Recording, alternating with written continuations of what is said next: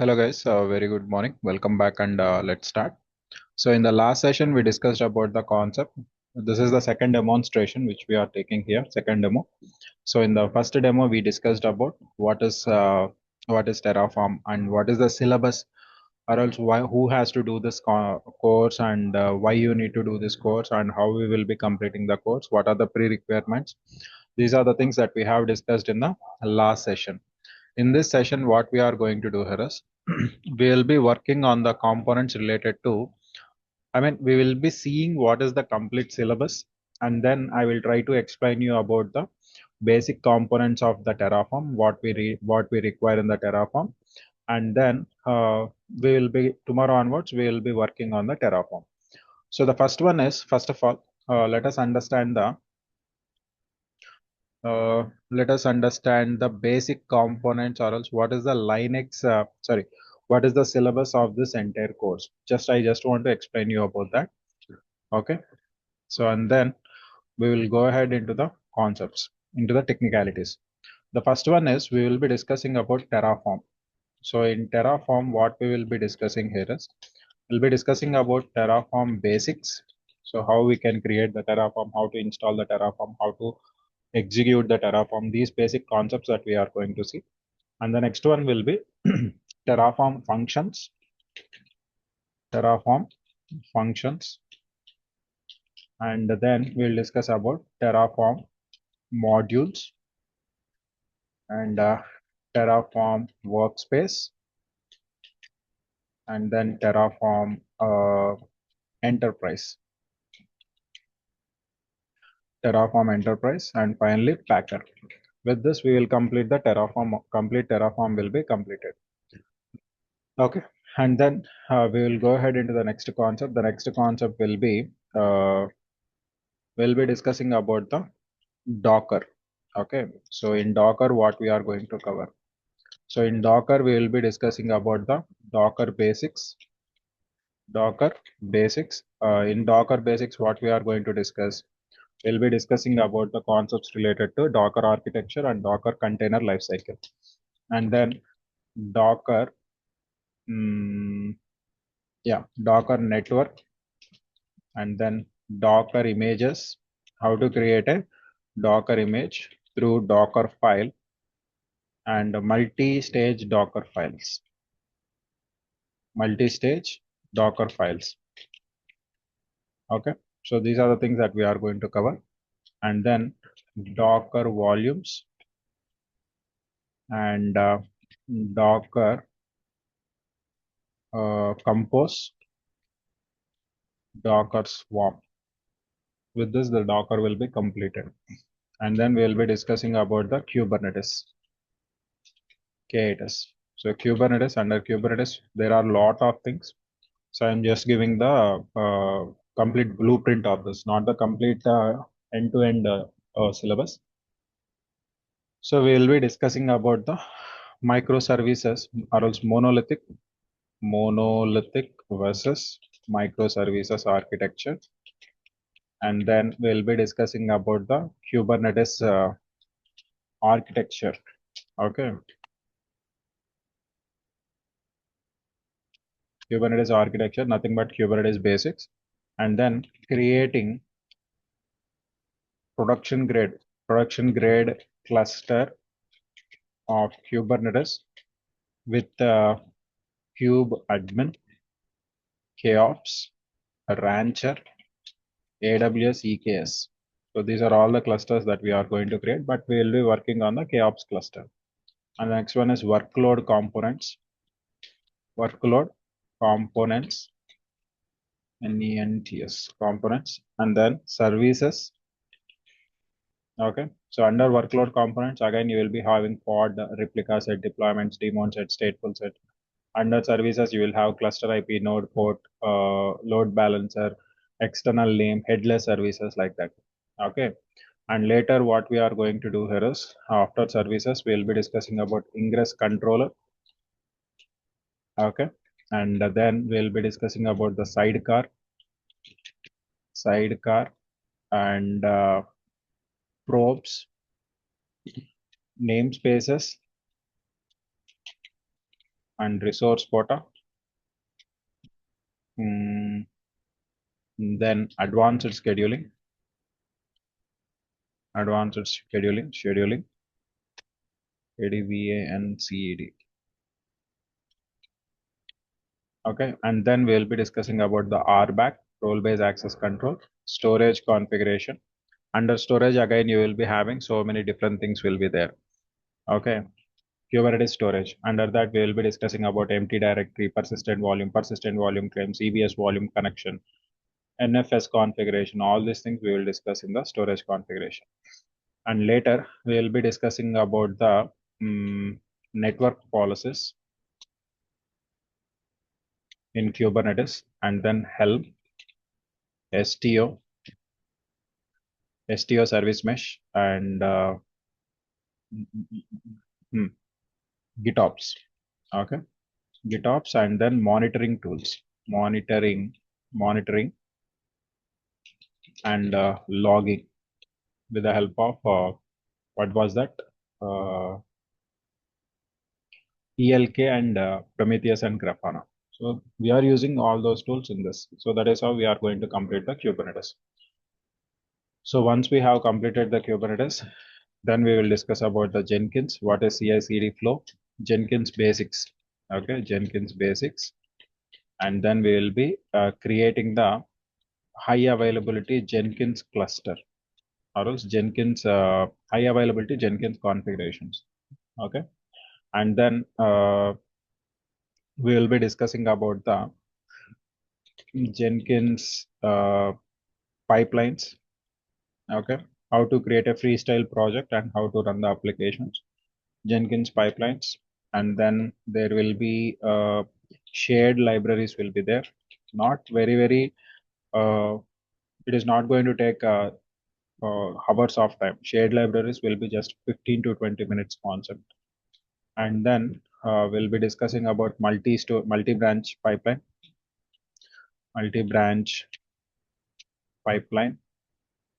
how to create, or else what are the different types of pipelines that we are having, and among those, how we can work with the declarative pipeline, and what are the different plugins that we can install. Plugins management of the Jenkins, and user management of Jenkins. And then what else I can say here is we will be discussing about the labelized Jenkins configurations also. So these are the few things that we are going to cover in the entire Jenkins. So this is the entire syllabus which we are going to cover in the span of 30 days. So that is what we are expecting, plus or minus 5 to 10 days. Okay, so most probably it will be plus only, not minus. So depending on how we are proceeding ahead, that will be there. So my plan of completion of this particular course will be on by March 22nd. Okay, so now it is 17th of February. Let us suppose by March 22nd, I want to complete this batch. So that is the syllabus that we are going to cover over here in this entire course. Okay, any questions from your end?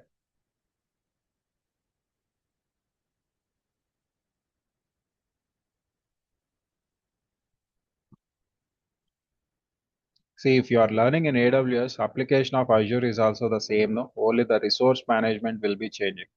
So here we will be calling it as VPC, there you call it as VNet. Here we will be calling it as subnets, there you will be calling it as only the subnets. Routing tables will be the same.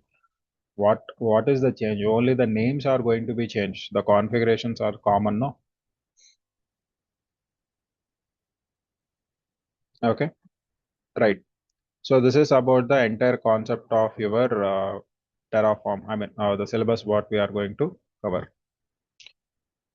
Right. So now let's get back to the next concept. So I hope you are okay with the syllabus. Any questions from here?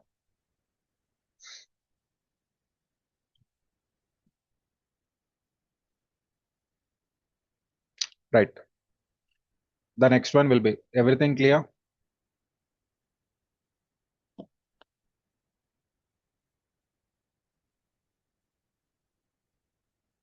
What is the doubt? You can unmute yourself and talk.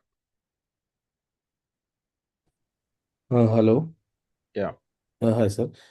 This one, right? Is this like it will be like basics and then you jump directly into advanced, or because I'm a microservice developer, I just started recently. So, is this will On be which platform you are developing microservices? Java only? Then it will be convenient for you. It's not Okay, so about jumping directly onto the advanced basics only. You will be we will be starting from the scratch. okay, Okay. And then we will be going ahead into the basics to advanced level.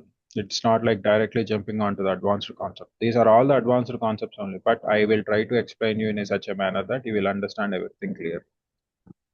Okay. okay, okay, sir.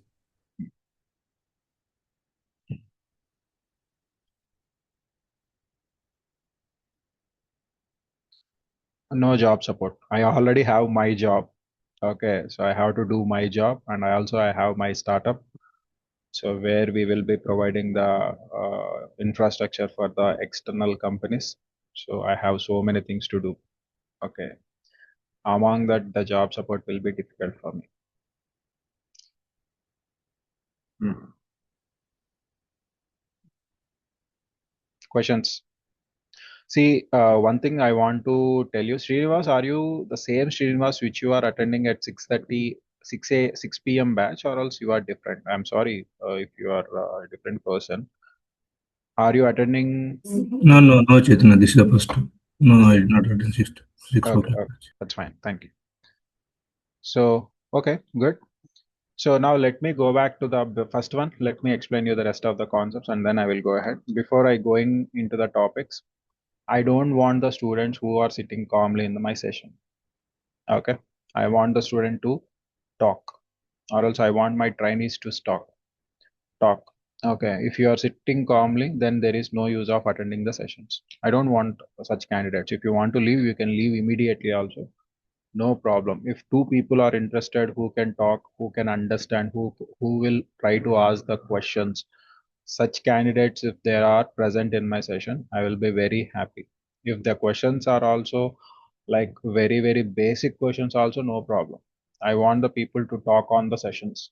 Okay, I don't want the people to sit calmly and do nothing kind of thing. Okay, so if you want to leave, you can leave. My session is not like the other sessions where there will be only a single way of communication. Only the faculty will be talking. I don't want such kind of environment in my session. Right.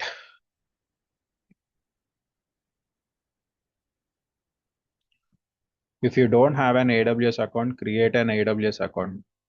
Create a simple AWS free tier account. Okay.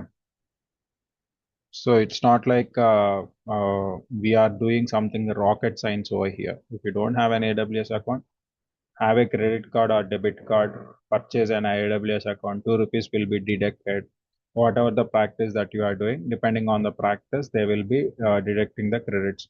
Nowadays, what happened? Let me tell you, for creating an AWS account, for creating AWS account, what will be the conditions here? The first condition is unused email address should be there. What is meant by unused email address in the sense? So whatever the email that you have used previously, if you already have an AWS account with the same email address, you cannot create another new email address. Okay. And the second one will be unused credit card or debit card option. Unused credit or debit card should be there. What is meant by unused credit or debit card means? So for example, I have a credit card. So with that credit card, I already created an AWS account. You cannot use the same credit card now. Previously, it is not like that. So with a single card, you can create multiple AWS account. But now the stakes has been changed, and AWS Amazon is also going with the one card one time. So you have to use the credit or debit card only one time for creating the AWS account. So you cannot create multiple AWS account with the same card. Yes, you can create that, but you cannot get the free tier access. Okay. And the next one will be you have to update the government IDs. Okay, government ID cards like PAN card or Aadhaar card, not the Aadhaar card, PAN card, driving license, and passport. Any of these three you have to upload the soft copies. If you are having a PAN card, you have to upload the PAN card. If you are having the passport, you have to upload the passport front and back, most probably. You have to upload those images. If you are having the driving license, you have to upload those driving license images. So these are mandatory for creating the AWS account. Right now, you are having two types of AWS accounts. One is free tier, and the next one is pay as you go. Okay, pay as you go kind of thing. Okay. So now what is this free tier? Free tier AWS accounts are given for 6 months. After 6 months, the account will be terminated. And whenever you are creating the free tier account, so they will instantly credit $100 into your account. So this is more than enough for doing the practicals. Okay. And the next one will be whenever you are continuously doing the practicals, and another $100 will be credited. So total $200 they will provide. First Amazon will provide the $100, and later how much efficiently you are using the resources. Depending on that, they are going to credit and another $100. Okay. And if you are creating this free tier account with an used credit card or debit card, these credits will not be available for you. So the $200 will not be available for you. So which means that from day one, whenever you create the resources will get charged. Okay, so it is recommended to have the unused credit card or debit card and unused emails. Okay, so these are very mandatory. And the next one will be so the free tier account 6 months, and only a few services you can access. Only few service access will be there. These are the main advantages and disadvantages of the free tier. When you go for the pay as you go, okay, paid account, there will be unlimited access to the account will be there. So any number of you until you terminate the account will not get terminated. And the second one is here also you will get the $100 of free credit. So whenever you are creating the AWS account for the first time, so here also you will get the $200 of credit. $100 will be instantly credited, and rest of the $100 will be credited depending on how you are using the resources. Okay, here all services we can access. All services can be accessible. Okay, so here you can use the credit card, debit card, or UPI option is there. UPI option is also there.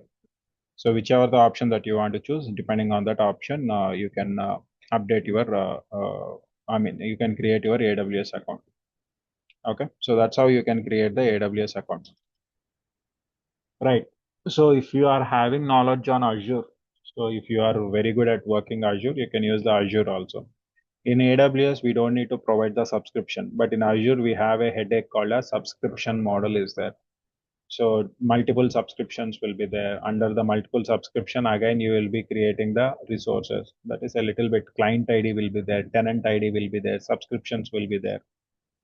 So if you are familiar with Azure, go with the Azure. So if you are not familiar with the cloud environment, so create an AWS cloud environment, and then I will try to explain you about what are the resources that we can create and how we can work with the rest of the tools, whatever I'm discussing about Terraform, Docker, Kubernetes, and Jenkins.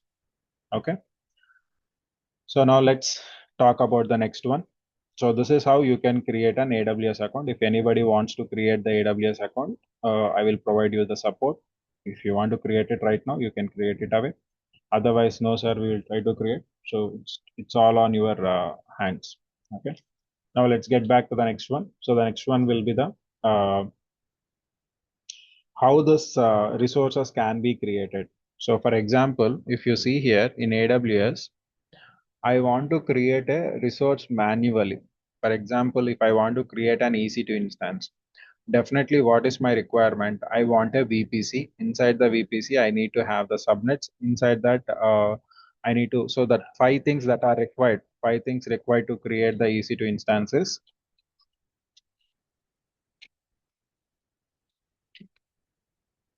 Create EC2 is, the first one will be AMI, key pair,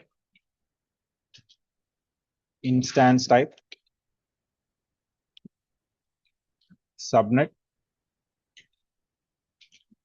okay, subnet, and the fifth one will be security group. These are required to create an EC2 instance. So how we are going to create the EC2 instance, we will see. But how we can generate the subnets? What are the subnets and how we can create the subnet? What is meant by security group and how we can create the security group?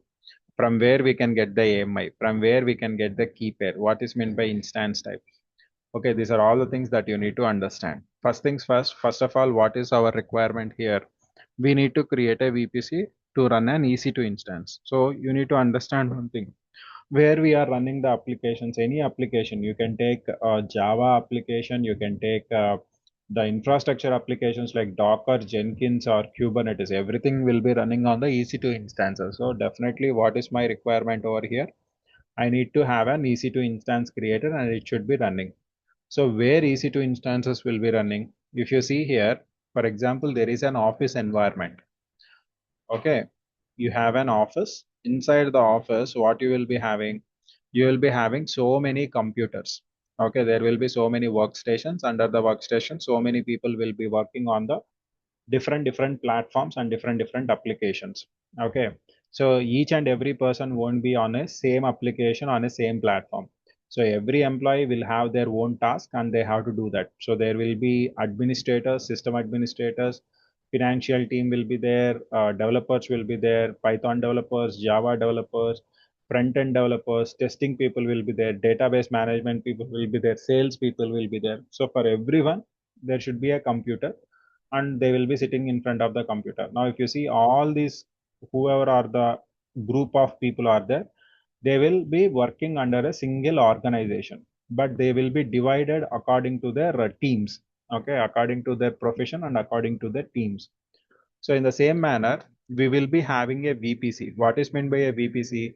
VPC is a very big network, like how you have an office. In the same manner, in AWS or else in Azure also, we will have a network configuration. So inside that network, what we will be having here is we will be having the subnets. So this particular network is divided into small networks called as subnets, and each subnet will have servers. Each subnet will have the EC2 instances, or else in Azure terminology, if I have to tell, they are the virtual machines. So like that, we will be having the multiple subnets will be there in the VPC.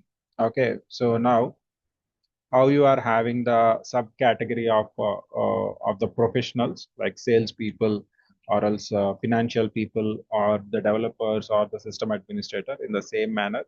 So in this VPC, you will be having multiple types of subnets will be there. Multiple subnets will be there. Inside the multiple subnets, again, you will have we will be creating the EC2 instances. So in every subnet, we will be creating the EC2 instances. Now, if you can see here, in the office environment also, there will be the people who are directly interacting with the client, like sales people are there. So the sales people can directly interact with the client. Managers can directly interact with the client, or else CEO, CFO can directly interact with the client. Those are all comes under the people who are directly interacting with the client or else outside the world. So for example, if you are working in an organization, so you are a junior developer or else you are a developer, you don't have a direct access to the client. You cannot talk to the people. You cannot talk to the client. For example, there is a client for your company, that is the banking client. So SBI or else ICICI Bank, like that. So they want their application to be developed under your company.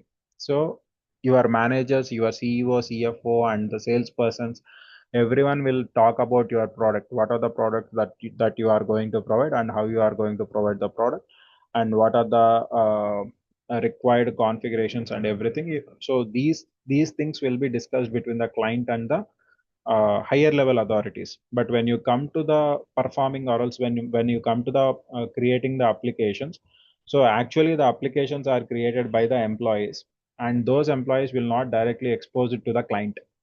In the same manner, in this VPC also, whatever the VPC that you are seeing here, the VPC is like a very big office network. Okay, so if I have to tell, I mean, I'm simply analyzing both the things. I'm giving an analogy between your office and the VPC. there is a very big network called as VPC. Inside that VPC, you will be having small networks. Those are called as subnets. And a few subnets are directly exposed to the internet. A few subnets are directly exposed to the internet so that any person from the internet can access the, or else any person who knows the IP address of my servers can directly access my servers. Okay, like the employees who are working for this company, they will be able to access my servers directly. So these are the public servers. Why? Because they are directly exposed to the outside environment, like how salespeople, how CEO, CFO, managers are going to be exposed towards your clients. So in the same manner, here also what is going to happen, the servers or else the subnets that are exposed directly onto the internet, they are called as public subnets. And the resources which we are creating in that subnets, they are called as public resources. For example, I can create the EC2 instance. So this is a public instance. Why? Because it is having direct interaction with your internet. And as the normal junior level employees, or else the employees who is working on the application, they will not directly expose it for the external customers or external clients. So they are the private resources of that company. So the company won't share any details about the employees to anyone. So those are the private resources. In the same manner, here also we are not directly connecting to the, we are not directly connecting the servers to the internet. Okay, so such kind of servers and such kind of subnets are called as private subnets. Whatever the subnets that you are seeing here, these are the private subnets that doesn't have the direct interaction with your internet. But still, for example, if an employee is there and he wants to clearly get the understanding about the application, so the employee will not directly communicate with the client. So what he will do, he will talk to the manager. If the manager is also unable to understand what is the requirement, then he will communicate with the client. So here what is happening in between the employee and the client, you are having a middle person that is called as manager. In the same manner here, what will happen, there will be a NAT gateway. What is the main functionality of this NAT gateway? So the main functionality of the NAT gateway is that, so this NAT gateway will be connected to our private subnets. Okay, the NAT gateway will be connected to our private subnets, and whenever the server wants to communicate, whenever the servers wants to communicate with the internet, so they are the private servers. No, I don't want to expose this private servers to my internet. So what I will do here is, I will tell the servers, if you want to communicate with the internet, first of all, communicate with the NAT gateway. Send the request to the NAT gateway. Just like how employee is going to communicate with the manager and manager will be talking to the client. In the same manner, here your server will be talking to the NAT gateway, and this NAT gateway will talk to the employee. I mean, will talk to the internet and get the required details and provide it to back to your server. Same as like how manager will communicate with the client and get the details and provide it to the employee. So if the client wants to directly communicate with the employee, it is not possible. Why? Because they don't have the access. They will have access only up to the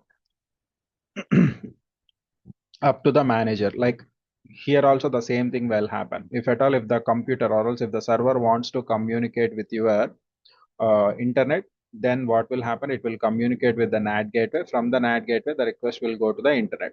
And if anybody from the internet wants to talk, they will know only the NAT gateway address. Okay, so up to the NAT gateway only they will be able to connect. So this is what the resources that we are going to create. In a simple manner, I am telling, we will be creating a VPC.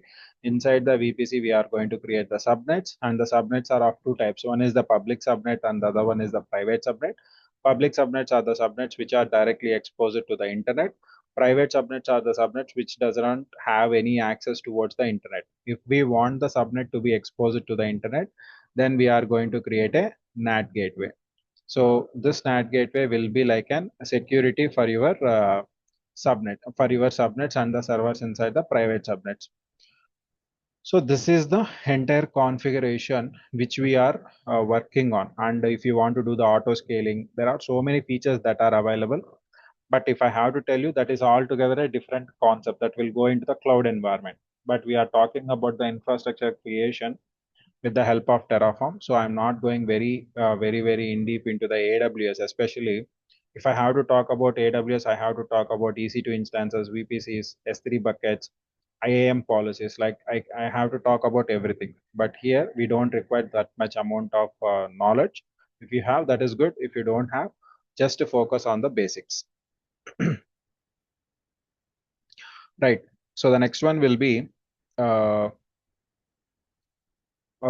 So what we are going to do with the Terraform. So whatever we are creating manually, all these things can be created automatically with the help of Terraform. For example, if I want to create a VPC in AWS environment, let me go to the VPC. So here, VPCs, create VPC. I want to create a VPC that is, for example, I will create like test VPC. And then the CIDR will be somewhere like 172.19.0.0/16. So this is the CIDR of my VPC, and create the VPC. So once we have created this VPC, now what is the CIDR? So the CIDR will tell you how many number of computers or servers can be there inside this entire network. So CIDR will tell you about the size of the network. Okay. CIDR will tell the size of the network. Size of the network. For example, here I have given the /16. No, here you can see there is a CIDR calculator will be there. CIDR calculator. Think. One second. Here you can see I can provide like 172.19.0.0. Here I can give /16. /16 means how many number of IPs I am going to get. So here you can see I am going here, everything will be calculated 172.19.0.0, which means that total 65,000 IPs I am going to get. And what is the subnet mask? Everything you are going to see here. And the IP range will be 192.168.19.0.0 to 172.19.255.255. This is the range of your CIDR. For example, if I want to divide this network into the small networks, so how I can do that? I can divide it with, there is this, there should be the calculator over here. Under the network, what you can do here is you can divide that into the small networks. Just once again. Not this one.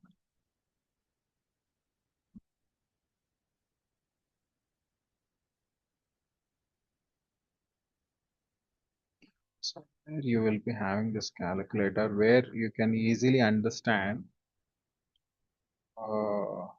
what is the CIDR and how many subnets you can create into that, how I can divide. Subnet calculator, CIDR calculator with the subnet division, subnet divider. I think this one is good. So let's see. Here you can see 192.168.0.0/16. So subnet address. So total I want to divide. So again, if I divide it, see there. So like that, what I can do, I can divide the subnets. So if you are having, for example, I am having /16. So this is the network. Total how many devices I can configure means 65,000 devices will be there inside this network, whatever we are talking. /16 network means 65,000 devices will be there. Here you can see. Okay, depending on slash value, you can find out how many subnets will be, how many devices we can configure. For example, I want to divide this network into, I said, so we can divide this VPC into small networks. So in the same manner, I want to divide that VPC into 2 subnets. So this is the VPC with 65,000 devices. If I want to divide that network into small networks, then what I can do, if I want to divide it with the 2 networks, then I can give /17. So each subnet will be having /17 value. So the 65,000 devices will be divided into 32,000 devices. Here you can see. So when I give /17, look at there. So the primary subnet, the primary network is /16. But what I have done, I divided that network into two networks. So whenever I divide that network into two networks, each network is having 32,768 will be there. Among those, two will not be used. We are not going to use the two IPs. Here also you can see 32,767. Again, if you want to divide that network, so now I want the 16 networks to be, /16 value, whatever the single network that we are having. I want to divide this single network into 4 subnets. So you are going to get /18. In each network, you will be having 16,000 resources. And again, if you want to divide it, so you can simply give like this. So you will be getting 8 networks. Okay, so this /16 is now divided into 88 subnets. In each subnet, you are going to get 8,000 devices. And again, if you want to divide it, you can simply give like this. Okay, so now what is happening? The /16 is divided into two subnets, and each subnets again divided into like 4 subnets. Like that, it is happening. So how many devices you can have in a /16 value means 65,000 devices. And if you increase the slash value, obviously the number of resources will be decreasing, and you can create multiple subnets. So you can just use this subnet calculator. If you want, I will give it in your chat box. Please try to use the subnet calculator whenever you want to divide the network into small networks. Okay. Anyways, coming back to the point. So here we have a VPC with the /16. I just created a VPC with the /16. So which will be having 65,000 devices. In that, I want to create subnets. So create subnet in the VPC, test VPC, and the subnet name is, I will simply give subnet 1. Okay. And then availability zone will be US East 1A. And I want to create a subnet like 172.19.1.0/24. So this is the first subnet which I want to create. Again, if I want to create one more subnet, add subnet. So this is my subnet 2, and the availability zone will be so US East 1B, and the CIDR is 172.19.2.0/24. Okay, and then we will be using the, and if you want to create one more subnet, you can create the subnet 3. Okay, preferable availability zone is US East 1C. And the subnet range is 172.19.3.0/24. So like that, what you can do, you can create the subnets. So manually we are creating these subnets, and as well as what I want to do here is,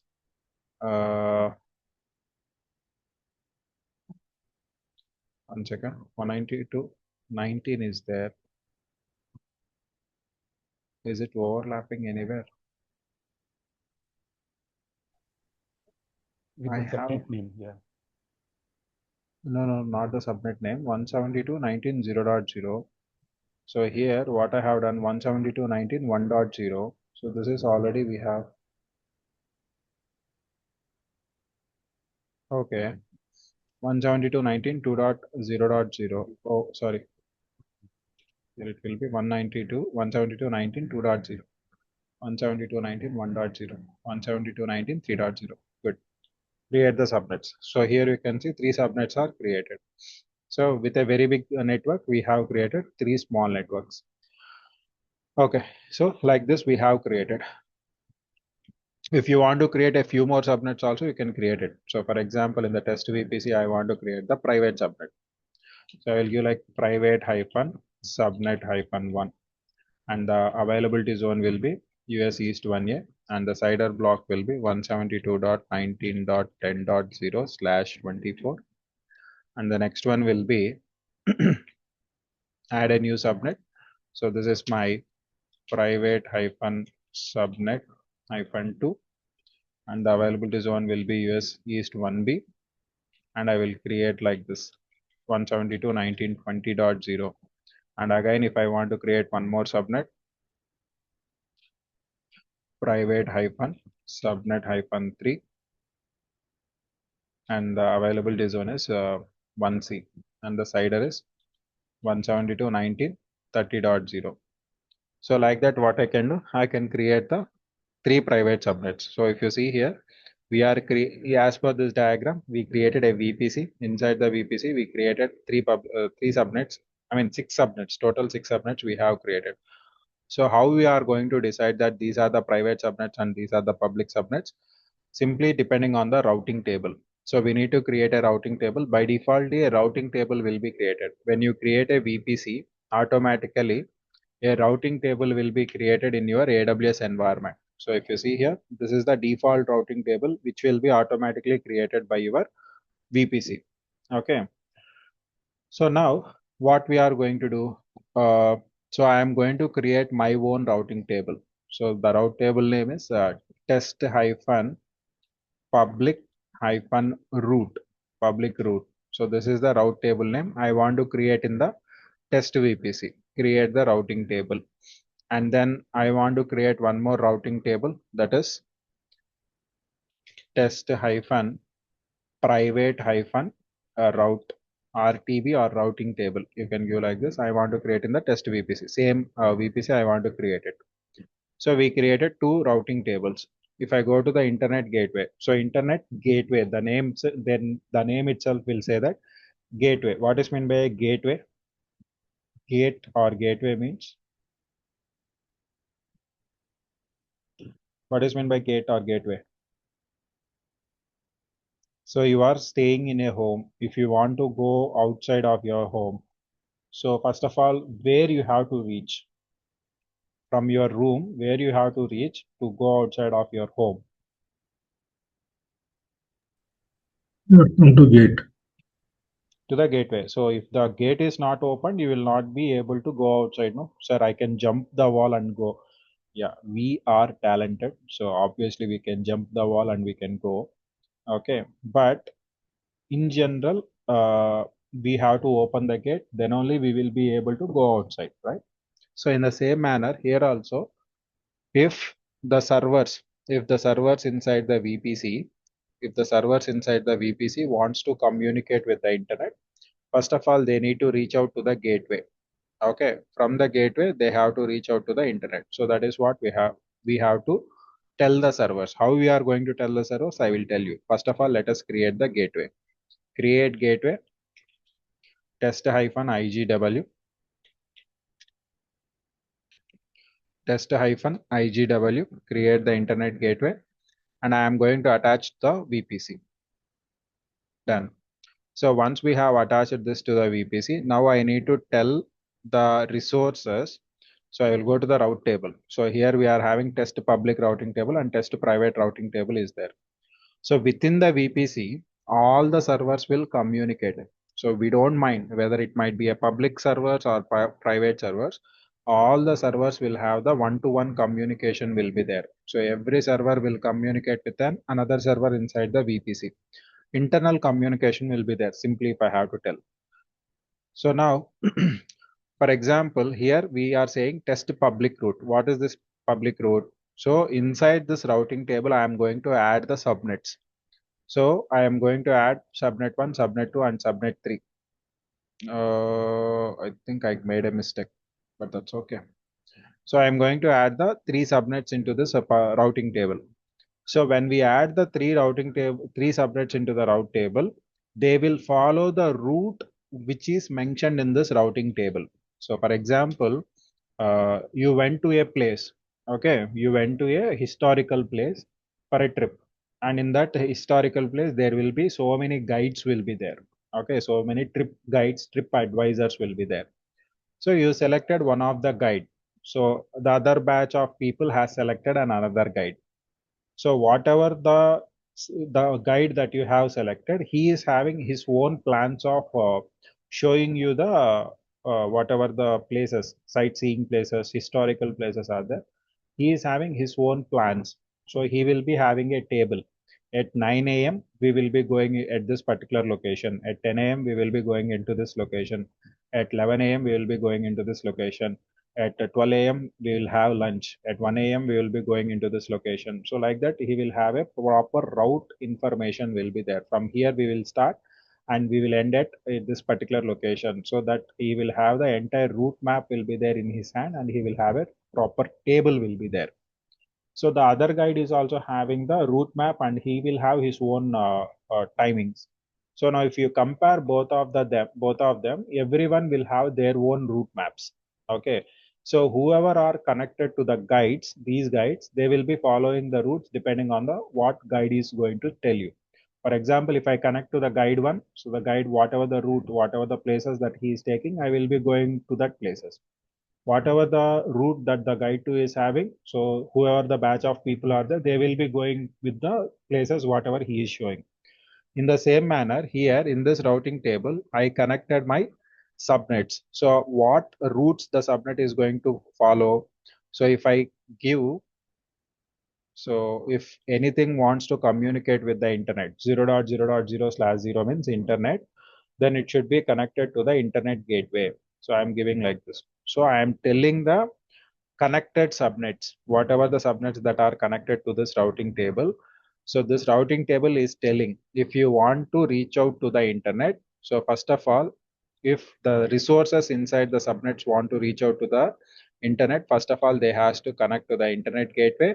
From there, they will be reaching out to the internet. So that is what the meaning of this routing table. So here you can see we have the route and we have the subnet associations. So whatever the subnets that are connected to this routing table, they will follow this route. Okay, so they know the internet access. They know how to access the internet. So that's why they are called as public subnets. Why? Because they are directly exposed to the internet and the resources inside these subnets will be able to access the internet. So that's why they are called as public subnets, public servers, and anybody from the outside, if they know the IP address of the servers and they have the credentials, they will be able to access the servers. We don't have any problem in the accessing the servers. So that's why they are called as public instances, public subnets, and the public routing table. What is meant by public routing table means a table that have the connectivity towards the internet is called as public routing table. And what is meant by a public subnet? The subnets which are having the which are connected to the public routing table and know how to access the internet. Those are the public subnets.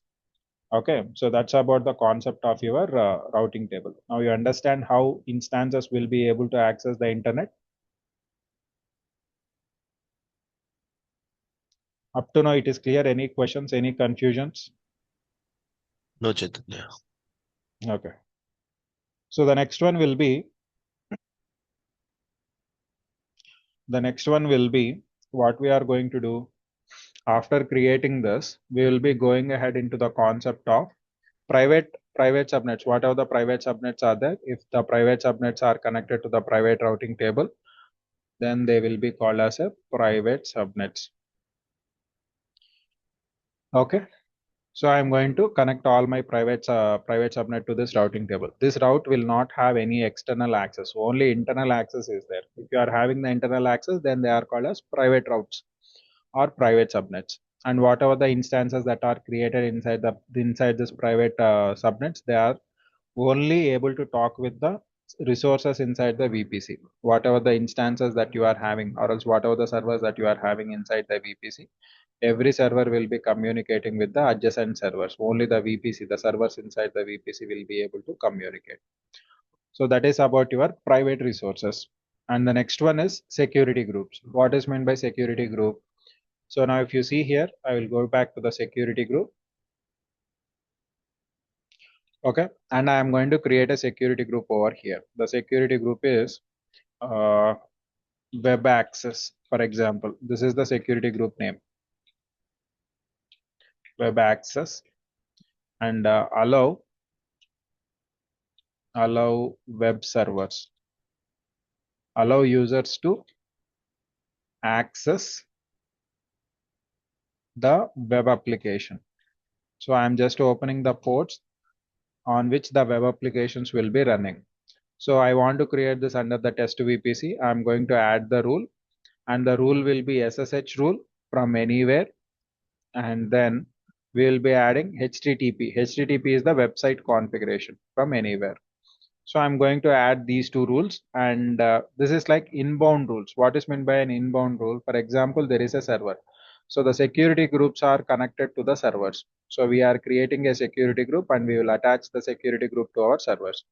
Now, what is the functionality of this security group is that the main work of the security group is to follow the rules that is given in the security group. So here we are having inbound and outbound. These are also called as ingress and egress. Okay, we will call inbound rules as ingress rules and outbound rules as egress rules.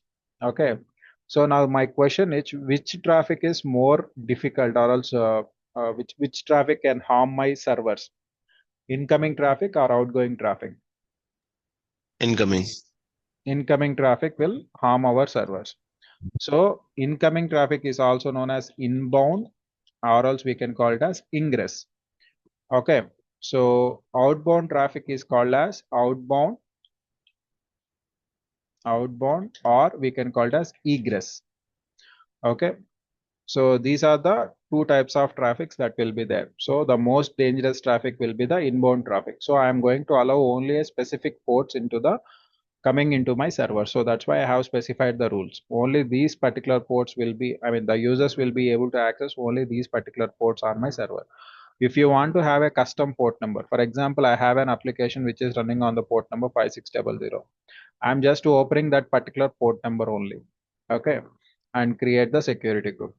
So we have created the security group. Now, if you see here from the beginning, what we are doing, we are trying to create the resources manually.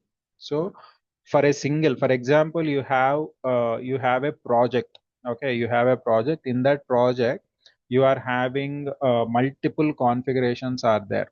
Okay, multiple configurations in the sense you have to create multiple VPCs. In every VPC, you will be having so many subnets, and in every subnets there will be so many servers are available. So for example, the project will be like this. I'm just showing you a small project of my personal uh, work experience. We have an application configured. So these are the application servers. So these application servers, for example, let me take like this. These are all the application servers. All these application servers are created in a different subnets. Okay, for maintaining the high availability, I'm creating all the application servers in a different subnets, and we have created a separate VPC for deploying the application servers. So this is one of the VPC which we have created. And then what we are having here is we are having a what I can say, we are having the front end servers on a different VPC. We are having the front end servers on a different VPC. In general, what will happen means, on some applications, we are going to create the front end servers and application servers on a single VPC. But the client requirement is such that, so they want this web servers on a different VPC and application servers on a different VPC. And then whatever the traffic that is coming from the internet, they have to reach out to an security VPC. So here we are having a security VPC. Through security VPC, inside the security VPC, again you will be having the firewalls here. In the security VPC, you will be having the firewall servers, and the whatever the traffic that is coming into the applications, the firewall has to filter that traffic, and then it has to forward the traffic to the concerned web application. From the web application, it has to reach out to the application VPC. So if you see here, how many VPCs we are creating for a single project? We are creating 3 VPCs. One is the application VPC, web VPC, and security VPC. And inside that, we need to create multiple components like transit gateway, VPC peering concept, and everything, load balancer, so many things we are creating here. We have created.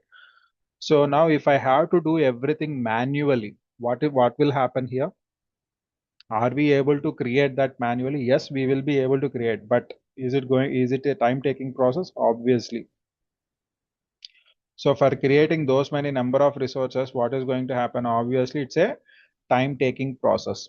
So, but what is my requirement? I want the immediate configuration of my application. So, immediately, in the sense, within a week, I want the complete infrastructure to be developed, and I want to deploy the application on that. So is it possible? Means yes, it is possible. With the help of Terraform, what we can do? So in the Terraform, I am going to create the resources with the help of HCL language and able to automate the everything. Once we have changed it, just we need to change the variables. If I change the variables, new VPCs will be created, and on those VPCs we can run the EC2 instances simply. So this is the main advantage with the Terraform. So manual creation will take a lot of time. If you see, for creating a single VPC, subnets, routing table, security group, and internet gateway, it took me a lot of time. So if I have to work for 10 projects, then it is going to take me a lot of time to create that. Whenever I am creating the configuration, I might do the mistakes also.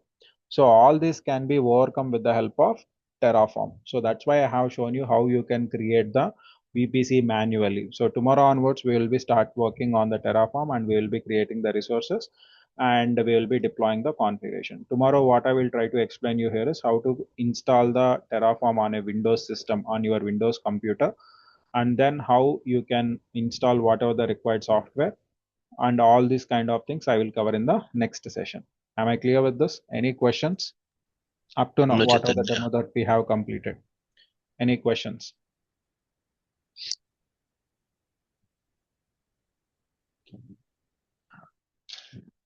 Questions, guys? I have last 2 minutes. Again, at 9:30, I have another session. Please, if you have any further questions, you can ask me.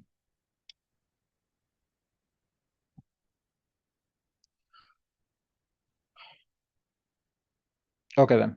So tomorrow will be the last demo session. So this is the second demo. Tomorrow we will discuss the third demo, and that is the final demo. And whoever are interested to join the sessions, you can join the session. Okay.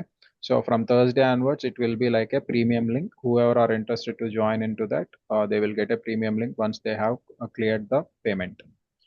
Okay. Have a nice day. And anything else? Hello. One. Yes. Yes. Tell me.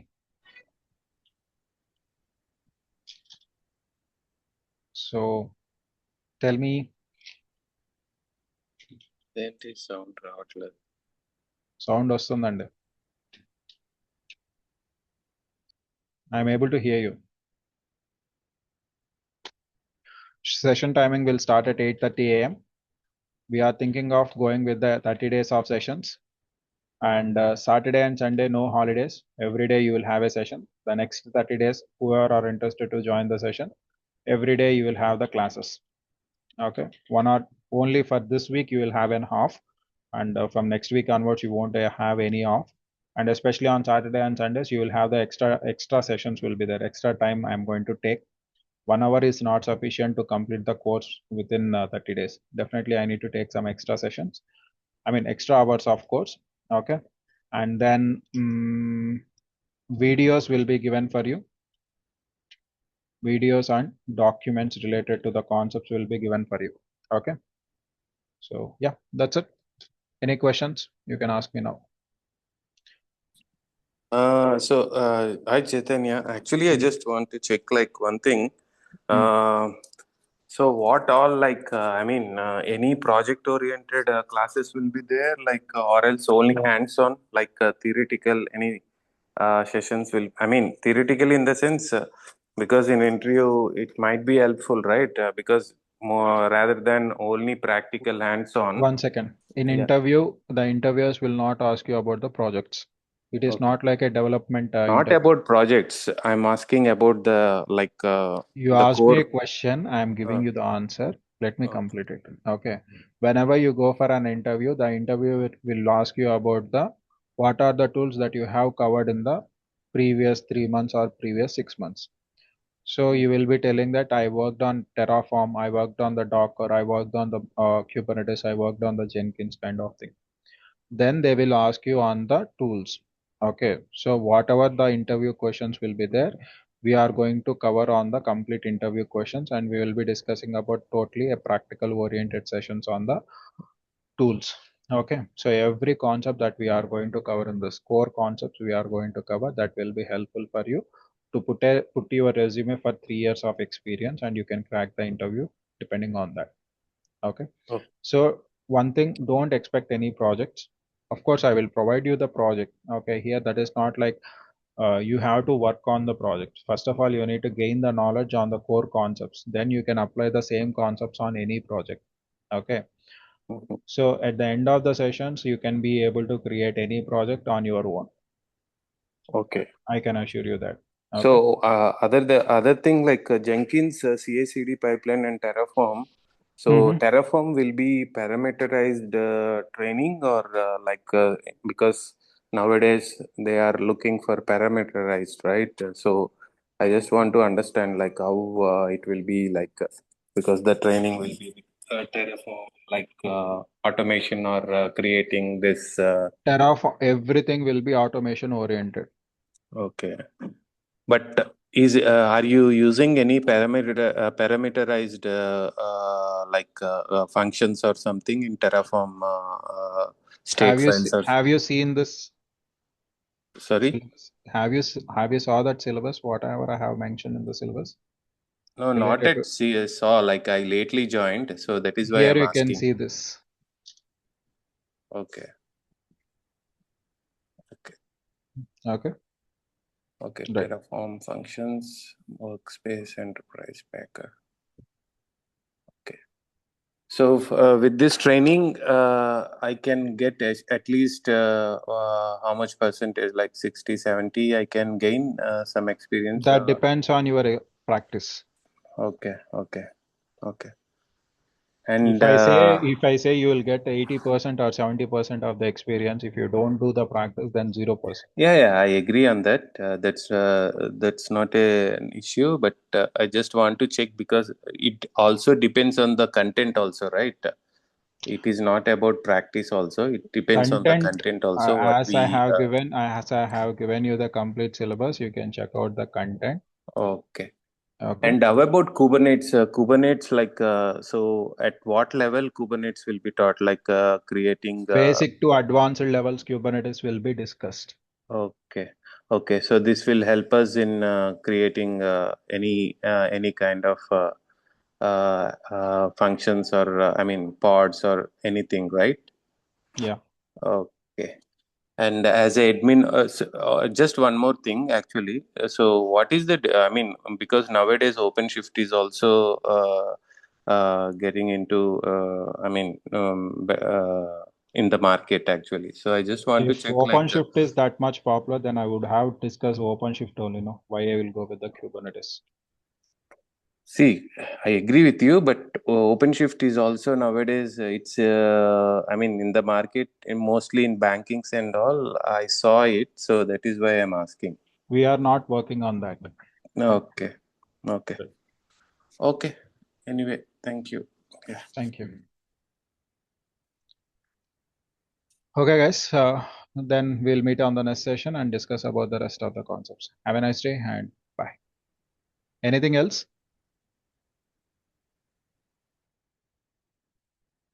Okay, good. Bye, guys.